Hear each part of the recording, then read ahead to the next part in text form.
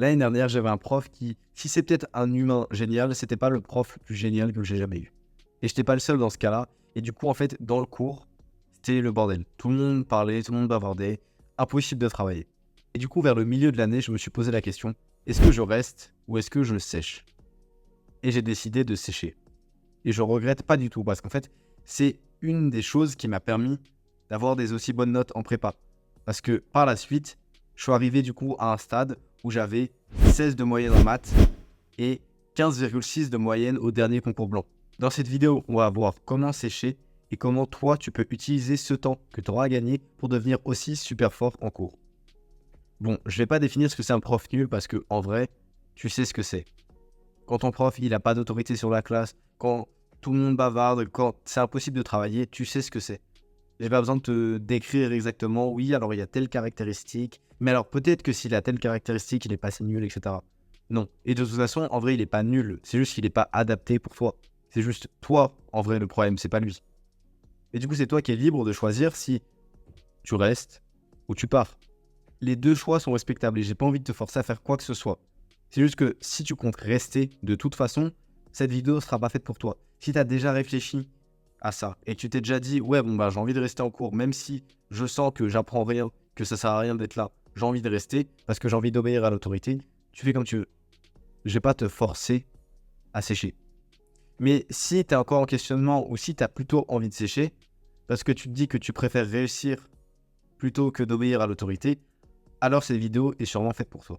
Partie 1, pourquoi sécher? Bon, déjà du coup, quand tu es dans un cours où tu ne travailles pas, en vrai, c'est de la perte de temps. Parce que tu es là juste pour faire plaisir à tes parents et aux profs, et c'est de la perte de temps, ça sert à rien. Genre, honnêtement, si tu avais le choix vraiment, si c'était légal de sécher, entre guillemets, tu serais pas là. En vrai, ouais, tu serais en train de faire autre chose.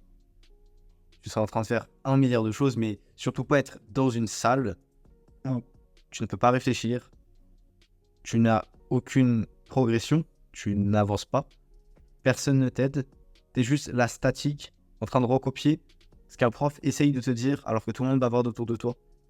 Ou alors tu es aussi en train de bavarder avec les autres et du coup, en fait, ça sert à rien. Genre, c'est pas en bavardant dans un cours que tu vas voir la révélation de l'année. C'est pas là où tu vas te rendre compte que oh là là, lui c'est vraiment une personne intelligente. Oh là, j'ai vraiment envie de devenir pote avec lui. Bah non, en fait. Tu vas juste rester avec tes potes, tu vas parler de conneries, donc ça sert à rien. En particulier en prépa, t'as pas beaucoup de temps. Mais en vrai, c'est vrai aussi au lycée. Au lycée, t'as peut-être envie de faire autre chose de ta vie que d'être là dans un cours où le prof ne sert à rien, tu ne progresses pas. T'as peut-être autre chose à faire.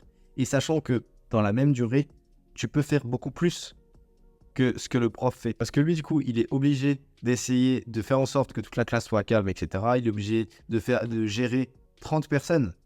Toi, si t'es tout seul à ton bureau, t'es tout seul à te gérer tout seul. Et juste, tu vas travailler et tu vas avancer.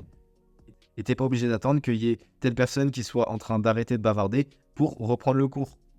Bah non, t'es juste en train de lire ton cours tout seul. Et du coup, tu vas beaucoup plus vite et c'est normal. Et en plus, ça t'aide à développer ton autonomie. Parce que ce soit au lycée ou en prépa, on est quand même super guidé, tu vois. On a des emplois du temps genre super précis. On n'a pas tant que ça de temps libre. Et dans notre temps libre, on nous donne des devoirs.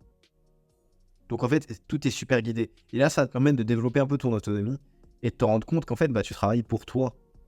Et te rendre compte vraiment que c'est toi qui décides si tu vas au cours ou non. Ok, tu t'exposes à des risques en n'allant pas au cours. Soit. Mais si ce que tu peux en tirer est supérieur au risque que tu prends, en vrai de vrai, tu as peut-être envie de le faire quand même. Ok, peut-être que tu vas te faire engueuler. Ok, peut-être qu'il y aura écrit absence sur ton bulletin. Mais ça va peut-être te permettre aussi de passer, par exemple, de 12 de moyenne à 16. Et c'est possible, ça. Il n'y a pas que sécher qui va faire ça, honnêtement. Mais c'est possible de juste progresser de ouf, parce qu'il y a des cours qui servent à rien, auxquels tu ne vas pas. Tu vas juste au DS, vu que tu connais déjà bien ton cours que tu as appris en autodidacte, tu arrives devant le DS, tu l'exploses. Si tu as 20 de moyenne, en vrai, on s'en fout. Même s'il y a des absences, on va pas tant que ça te les reprocher. Et sur Parcoursup, t'inquiète pas qu'ils vont quand même valoriser ton dossier, parce que même s'il y a des absences, si tu as 18 de moyenne, ils vont rien te dire. Ils vont pas dire « Oh là là, vous avez séché le cours d'enseignement scientifique, faut surtout pas faire ça. » Ah non, vraiment pas. Partie 2, comment sécher. Bon, bien sûr, déjà, il faut pas que tu te mettes à sécher pour jouer aux jeux vidéo ou pour être sur TikTok. Genre, ok, logique. Je te conseille aussi de ne pas faire de sport ou de ne pas faire une autre activité que de travailler quelque chose qui est en rapport avec les cours. Parce qu'en fait, il faut que tu réussisses à avoir ces autres activités, même si faire du sport, tu vois, c'est bon pour la santé. Et je t'encourage à 100% à faire du sport, notamment en prépa. Mais essaye plutôt d'avoir ces temps-là pour ces activités qui soient en dehors de ton temps de travail. Ce temps-là, de toute façon, si tu n'étais pas en train de sécher, tu serais en train de faire des cours. Donc essaye de faire des cours pendant ce temps-là, parce qu'en vrai, tu es quand même dans ta journée de cours encore. Et en général, tu vois, mettons que ton cours, il est par exemple de 8h à 10h, bah mets-toi dans la tête que de 8h à 10h, tu travailles, parce qu'en fait, c'est ta journée normale de cours. Bref, c'est pas très compliqué de sécher, juste tu vas pas en cours. Tu vas dans une salle de colle, tu vas dans une autre salle où il n'y a personne, tu vas au CDI, tu vas à la MDL, tu vas n'importe où. Tu te débrouilles pour trouver un endroit calme où tu peux travailler. Parce que du coup, ce qu'on va faire là, pendant ces heures où on va sécher, c'est qu'on va travailler. En vrai, travaille en fonction de ce que tu veux. T'es pas obligé de travailler la matière que tu es en train de sécher. Parce que ça se trouve, tu es déjà super fort dans cette matière. Ça se trouve, c'est une matière qui sert à rien. Donc, t'es pas obligé. Genre, moi, je sais par exemple que l'année dernière, du coup, il y a plein de cours de philo que j'ai séché. Mais en fait, je faisais des maths. Et ça m'a plutôt été utile et je regrette absolument pas d'avoir fait ça. Du coup, tu es absolument libre de choisir ce que tu travailles et c'est là où tu vas commencer à développer ton autonomie. C'est là où tu vas commencer en fait à affiner un petit peu ta stratégie en disant bah là, à tel moment, je fais telle matière. Et là, du coup, tu fais des maths. Et en fait, même là, tu vois, le fait d'avoir programmé ce temps-là, cette période-là, d'avoir réfléchi à la matière que tu vas faire, ça va te permettre ensuite, pour tes heures de travail en dehors des heures de cours, de réussir à être plus structuré et à savoir un petit peu là où tu es un peu plus fort, là où tu es un peu moins fort, etc. Et en vrai, c'est ça qui te permet par la suite de faire des emplois du temps comme j'ai pu en parler dans d'autres vidéos. Le seul truc, c'est que tu as intérêt à assurer derrière. Si tu es en première année et que tu es dans le dernier quart de la classe, sèche pas direct. Te mets pas à sécher comme ça en disant ouais t'inquiète je vais réussir. Non, sois pas con. Parce que si tu es dans le dernier quart de la classe et qu'en plus tu sèches, ils auront envie de te virer. Bien sûr, si tu es à la moitié de la classe, si tu sèches, ils en auront à peu près rien à foutre. Honnêtement. Et encore mieux si tu es dans les meilleurs de la classe. Mais donc assure derrière. Assure-toi du coup que tu as des notes suffisantes pour pouvoir sécher. Après tu pourras sécher. Et en vrai de vrai, si tu as des bonnes notes, encore une fois, il y a un arbitrage à faire, tu vois. Si tu sèches pour avoir au final que, je sais pas moi, 10 de moyenne, l'arbitrage il est peut-être un petit peu dangereux quand même. Mais si tu sèches pour avoir, je sais pas moi, des 18 en maths, mais frère, tous les jours, si tu es au lycée et que tu te rends compte qu'en séchant, tu auras des meilleures notes qui vont vraiment te permettre de booster ton dossier Parcoursup tous les jours. Bien sûr que oui. En vrai de vrai, les profs, surtout en prépa, un petit peu moins au lycée. C'est vrai que je pense qu'au lycée, peut-être que si tu sèches un peu beaucoup, ils vont peut-être un peu t'en vouloir, certains. Et vu que les appréciations comptent dans Parcoursup, je crois, peut-être qu'il faut quand même que tu pèses bien le pour et le contre à chaque fois. Mais en prépa, honnêtement, ils en ont rien à foutre parce que c'est que le concours qui compte. Donc si tu sèches les cours, du moment que tu as une bonne note au concours, ils vont rien te dire. Et du coup, moi, l'année dernière, pendant 6 mois, j'ai séché un cours, personne m'a rien dit. Bah oui, j'étais deuxième au concours blanc. Bah forcément, ils vont rien te dire, quoi. Eux, ils veulent juste faire monter les stats de la prépa, ils ont juste envie que leurs élèves aient des bonnes notes derrière. Parce que ça veut dire qu'ils ont réussi leur mission. Donc peu importe, en fait, que tu sèches le cours de l'un ou de l'autre. Peut-être que le prof en question va un petit peu t'en vouloir. Mais en vrai de vrai, si tu réussis au concours, eux, c'est des adultes. T'es pas le centre du monde. Ils ont pas que ça à foutre, en fait, de penser « Oh là là, tel élève, il est vraiment méchant, il a séché mon cours. » Bah non. Au bout d'un moment, ils ont une vie à côté, ils en ont rien à foutre. Si t'es pas là, bah c'est tant pis pour toi.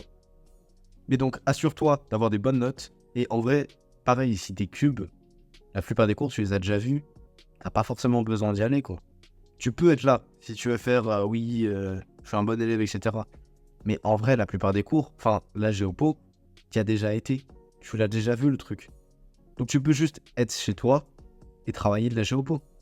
Ce sera peut-être un peu plus rentable que de réécouter le cours que tu as déjà entendu. Et du coup, d'aller aussi lentement que la première fois. Parce qu'en vrai, en géopo, tu as besoin d'apprendre les plans du cours, les refs et les exemples, etc. et les dates. Et en vrai, tu as de quoi faire une disserte. Et après, tu apprends à faire une disserte surtout. C'est ça qui compte, c'est d'avoir la méthode. Et c'est pas en cours que tu acquéras la méthode. Et les éléments factuels, ce sera les mêmes, quasiment. Tu as juste vite fait besoin d'avoir les dernières petites nouvelles, etc. Mais ça, tu peux les avoir grâce à Internet. T'as pas besoin d'être en cours pour que ton prof te dise que oh là là, vous avez vu, il y a eu tel truc récemment, etc. Bien sûr, il y a des cours d'une année sur l'autre qui changent pas mal.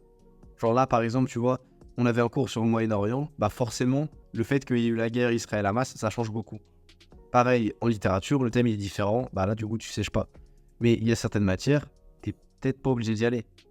Ou peut-être que si tu veux y aller, bah fais autre chose pendant un cours, mets-toi des bouchons d'oreille, je sais pas.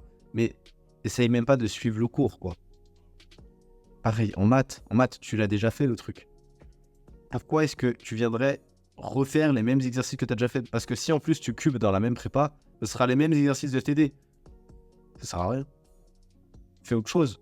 Une fois que tu les as déjà tous faits et refaits et encore refait une troisième fois, enfin, tu vas t'en rappeler. Donc ça sert à rien. Je te conseille juste, en tout cas, de ne jamais sécher les maths dans la première et la deuxième année. Parce qu'en fait, bah, tu as toujours besoin de quelqu'un qui va t'expliquer. Et autant la géopo, tu peux à peu près apprendre en autodidacte. Genre, si t'as un manuel de géopo, t'as juste à le ficher et ça le fait. Mais autant les maths, si t'as pas quelqu'un pour t'expliquer vraiment bien et tout, c'est assez compliqué. Donc je te conseille au moins en maths d'être en cours, d'être bien présent, d'être super concentré et de poser des questions dès que t'as la moindre question. Genre, reste pas dans ton coin à t'imaginer que oh là là, moi je vais pouvoir réussir tout seul. Ouais, je suis trop fort, vraiment, je vais juste m'acheter un petit manuel de maths et après je vais devenir bouillant. Bah non. T'as besoin d'un être humain pour t'expliquer parce que c'est assez théorique les maths. Alors que la géopo, en vrai, t'as juste un peu à apprendre comme un golemon. Genre, t'as juste à ingurgiter des infos. C'est ça. Et après, à savoir faire un plan. Et ça, du coup, tu t'entraînes, tu fais des plans. Mais en vrai, c'est pas théorique comme les maths, quoi. À la limite, pour l'économie. Mais encore, l'économie, t'en as pas tant que ça besoin dans une disserte. Bref, t'es jamais obligé de sécher, mais si tu l'envisages, essaye de sécher de manière intelligente. Sèche pas pour aller sur TikTok ou pour aller jouer aux jeux vidéo, ou même en vrai pour aller faire du foot avec tes potes.